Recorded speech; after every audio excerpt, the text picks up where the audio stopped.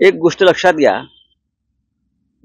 कालचा जो निकाल भारतीय जनता पक्षाचे सध्याचे पुढारी, सध्याचे म्हणतोय मी,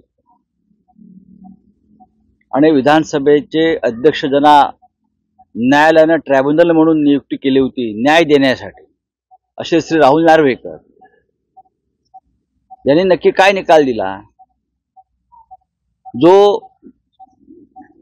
महाराष्ट्राला अपेक्षित होता की हे मॅच फिक्सिंग करून निकाल देतील, तोच दिला. त्याच्यामुळे आम्हाला काही धक्का, आश्चर्य वगैरे लोकांना वाटलंय असं काही नाही. पण नक्कीच लोकांच्या मनामध्ये एक चीड निर्माण झाली आहे. सर्वोच्च न्यायालयानं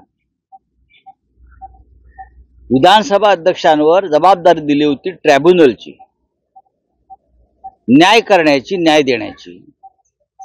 आणि या ट्रायब्युनलनं म्हणजे राहुल नार्वेकर यांनी शिंदे गटाचे वकील म्हणून काम केलं. वकील हे अत्यंत गंभीर गोष्ट आहे.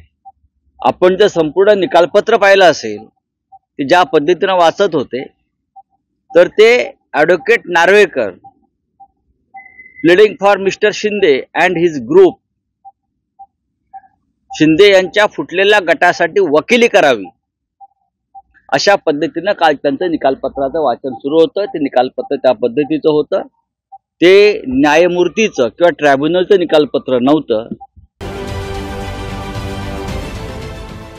देश विदेशातील प्रत्येक घडामोडींचे लाईव्ह अपडेट मिळवण्यासाठी आता साम टीव्हीच्या सर्व सोशल मीडिया प्लॅटफॉर्मला लाईक, फॉलो आणि सबस्क्राईब करा.